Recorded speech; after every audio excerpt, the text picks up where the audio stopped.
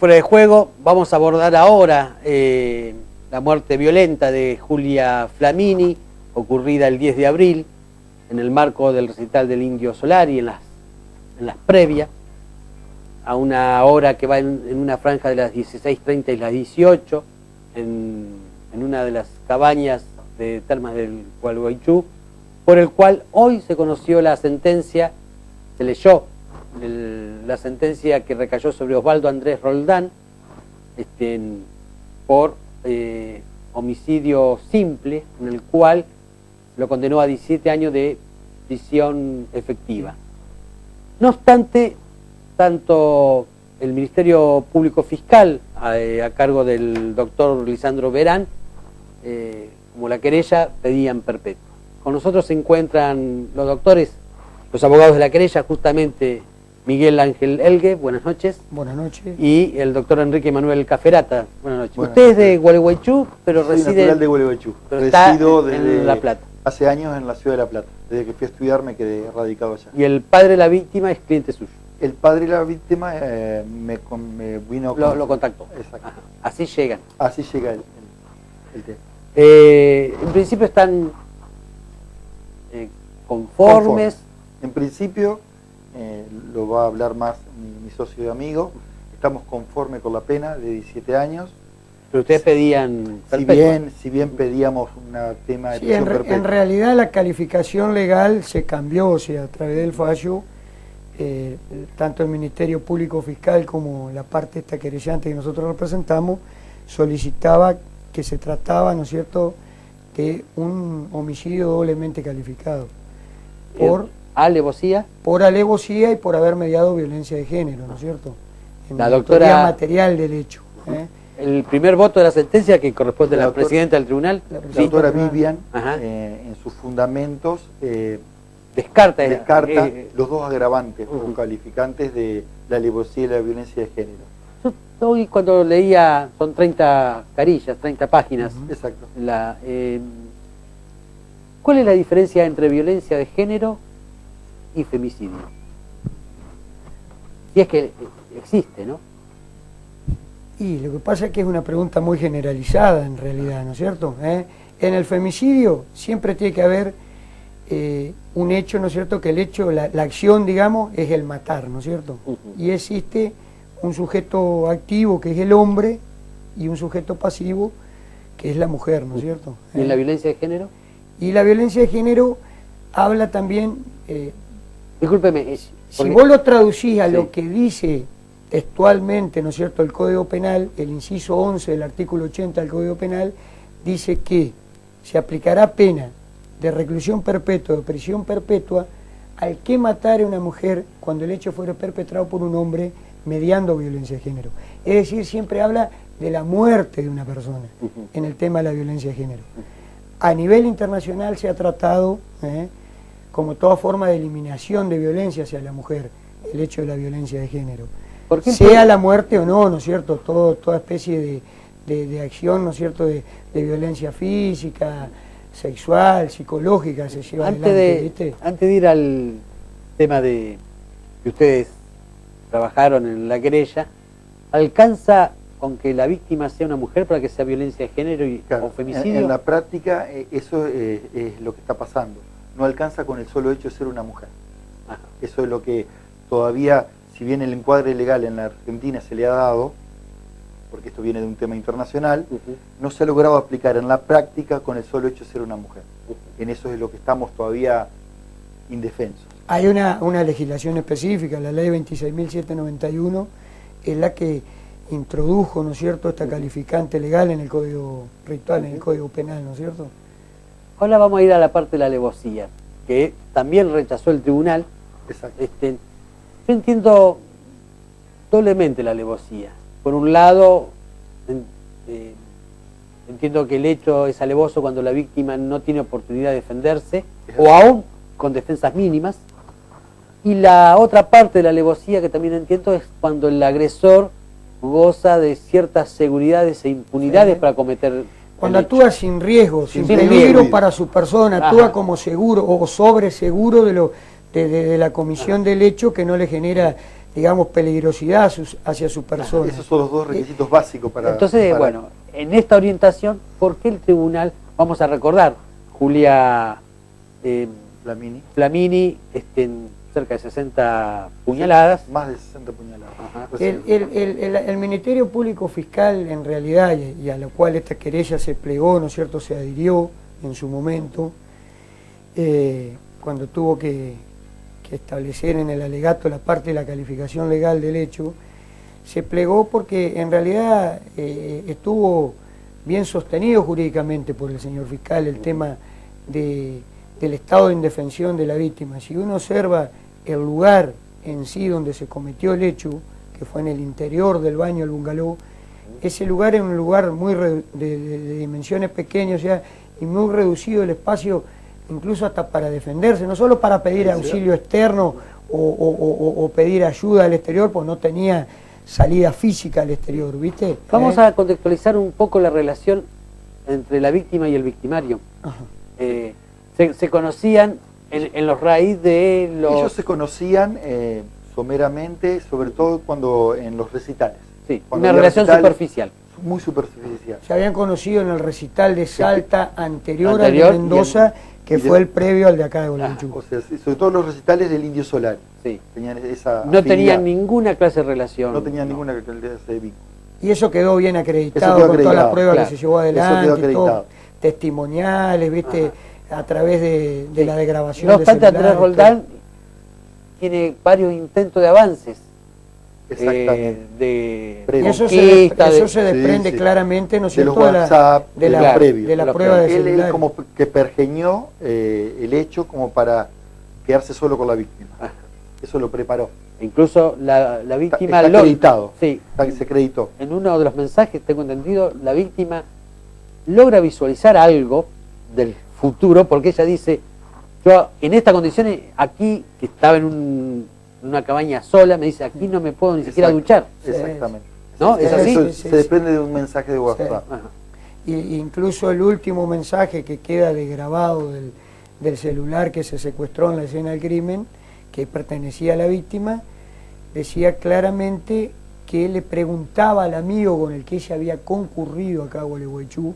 Ella había salido de la ciudad de La Plata con un amigo, al que lo trajo porque también se alojaba dentro del complejo Terma de Gualeguaychú, pero en otra habitación diferente. Y le consultó qué número era la habitación de él, porque ella le decía de que pensaba retirarse para irse a la habitación de este compañero de viaje, ¿no es cierto?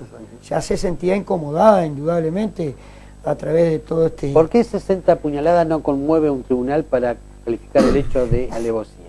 Y bueno, eso lo explicó claramente el fiscal, que hizo un trabajo para nosotros excelente, al cual adhirió el doctor Elgue en los lineamientos generales.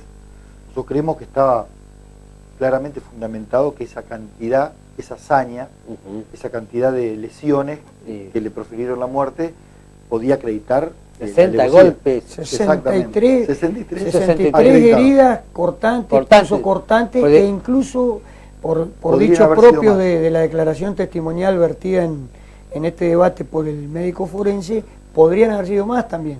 Lo que pasa está en una... Y hay golpes de puños también. Nosotros creemos que empezó todo con el golpe de puño.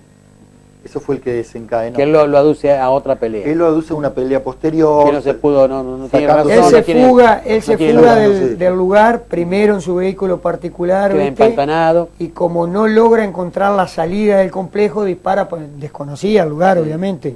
Entonces escapa para un lugar que no tenía acceso al turismo tampoco, porque ese es un lugar que está bien en la parte de atrás, digamos, al límite sur del complejo, ¿viste? Donde ya empieza una zona de un pequeño monte, digamos. El victimario reconoce ser consumidor de cocaína. De hace casi 20 años. De casi 20 años. Él lo esgrime aparte como una acto de defensa. Sí. Como un acto de defensa. Esto también y en su defensa tampoco lo explica bien el tribunal en pleno, que no es creíble. Su defensa se le empieza a caer a medida que uno avanza en el debate. No se logró demostrar concretamente la cantidad, o sea, en lo cuantitativo del consumo, porque el tipo se fuga del lugar, ¿viste? Entonces, el tiempo que transcurrió entre el momento que se produjo, digamos, el homicidio. Mi pregunta iba a ser, ¿y la víctima también consumía? Sí, quedó acreditado el consumo. En también. pequeñas dosis, pero que consume. Sí. No en el momento del hecho. No.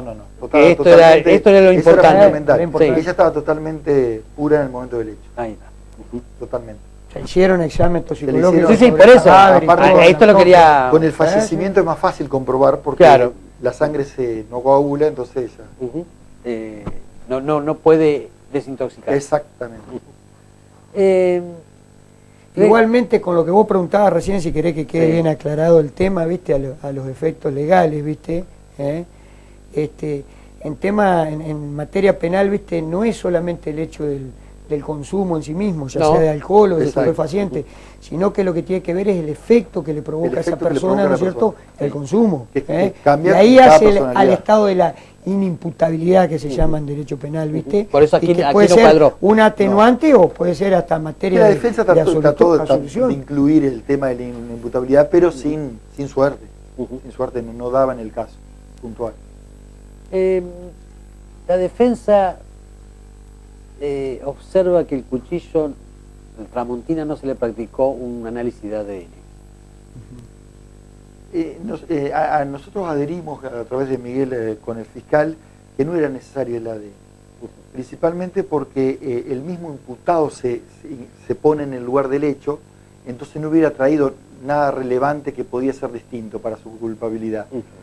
Y también en eso hay que estamos conformes con lo que también explicó el doctor García Jurado, que el nuevo Código de Procedimiento de Entre Ríos, que logró una sentencia en menos de 6 meses, Sí. ha traído mucha claridad para estos temas, porque estos temas, con el tema del ADN, con el tema de la demora de la justicia, este juicio se hubiera producido con el tema del código anterior, como es improviso en el anterior. 5 años, con Sí. Y suerte. porque estos indicios Con suerte. estos indicios en el tiempo no se hubieran corroborado. Ujú. Eso es lo importante del cambio. En eso estamos. Aparte una cosa clara también, que en su declaración indagatoria espontánea que él formula ante Fiscalía, ¿viste? Ujú. En la etapa todavía de la investigación penal preparatoria, él mismo reconoce, ¿no es cierto?, Ujú. que en su accionar él había tocado el cuchillo. Él, Sí, y que fue la había víctima tomado la que lo contacto cortó, con sí. el cuchillo y que la víctima no es lo había muy- cortado era una acción de cuando defensa. retiró el cuchillo, Sí, sí, ¿no es sí, cierto? sí, sí. Pero Quedó descartado. Quedó descartado. Sobre todo con el perito forense. voy a pedir una última reflexión porque hay un antecedente de homicidio simple ocurrido en Paraná el año pasado. Yo lo tengo por aquí también. A Adrián Molaro, al cual se lo condenó al victimario a 22 años. Y el doctor García Jurado, al comenzar su fundamentación con respecto a la magnitud de la pena, lo menciona, diciendo que es un antecedente inmediato de 22 años y había pedido la Fiscalía y la querella el tema de la alevosía. Cuando no se da la alevosía tendría que haberse acrecentado la pena. Nosotros en eso lo habíamos charlado, lo estamos estudiando, creemos que la pena podría haber sido mayor, si bien estamos conformes, sí un poco en desacuerdo con la postura tomada en respecto a la magnitud de la pena con la doctora Alicia Villa. Ella 11 años. 12 años. 12 años. 12 años. Creemos que es una pena mínima para el hecho, Claro. que puede traer antecedentes para otros hechos de similares características. La presidenta del tribunal, o sea, la que dispone del primer voto, que es la doctora Alicia Vivian, ella hace hincapié en una especie de atenuante genérico que Sí. sería el consumo que describe el propio imputado Sí, en su sí, declaración, sí. ¿no es cierto?, que por ahí le habría disminuido su capacidad cognitiva, Sí, y ¿viste? que Cosa que estaba a cargo nosotros de una decimos que no, hija. porque incluso se desprende claramente, ¿viste?, de los informes que da tanto el perito Sí. médico psiquiatra como la perito psicóloga, Sí. los doctores Rilo y Escurra, que pertenecen al gabinete del juzgado de familia Sí. y de menores, ¿no es cierto?, de esta ciudad. Ellos dicen, por ejemplo, Rilo dice de que no se advertía, ¿viste?, una dependencia al consumo en Roldán. No. Y la doctora la doctora Escurra, siguiendo siempre los dichos de su propio entrevistado, en este caso Roldán, decía que él manifestaba tener una adicción, pero esa adicción le era completamente controlable, ¿viste?, que no lo perjudicaba en su vida No de lo relación, ni obnubilaba. afectiva, La ni vida social. diaria con esa patología. Esa es la realidad. La Fiscalía está analizando la posibilidad de ir en queja Exactamente. Sí, serían casación, que se Casación. llaman en términos penales, ¿no es Ajá, cierto? Sí, ir a casación. Sobre recurso todo de- por la figura de violencia Por los de dos género. agravantes. Ajá, y la alevosía entonces Exacto. también. Creemos que se podría acreditar las dos. Con lo cual la pena podría ser mayor. Si se acredita cualquiera de las dos, aunque sea una, la pena pasa a ser directamente prisión perpetua. Lo especifica y lo tipifica el código en el artículo 80. La alevosía habla, viste, la alevosía habla de otros temas, quizá que están muy bien explicados acá en el fallo, viste, que a lo mejor en términos generales por ahí no se logró comprobar, digamos, con certeza ese agravante de la alevosía. Pero tema de la de violencia de indefensión, género, sobre todo de la sí. víctima. diríamos que sí. ¿viste? Nosotros creemos que la violencia de género en este caso está... Doctores, le agradecemos mucho que se hayan tomado este tiempo para No, gracias a compartir ustedes. con nuestra audiencia este caso que ha conmocionado a la comunidad, sobre todo por el contexto, El contexto en que se dio. en que se dio. Y bueno, y por otro lado, recordar que un hecho que sucedió el 10 de abril y al 22 de septiembre, que ya haya sentencia, hay un avance sustancial. En eso. La verdad que en eso fue un trabajo excepcional, la verdad, de la Fiscalía, porque no se descuidó ningún detalle, o sea, fue una acusación bien fundamentada, ¿no es cierto? Sí, el trabajo de la Y con Fiscalía. una prueba nutrida, ¿no es cierto? Sí. Una prueba contundente, digamos. El trabajo de la Fiscalía ha sido muy Lisandro responsable. verán que Es- vale la pena nombrar. Sí, como- Vale la pena nombrar.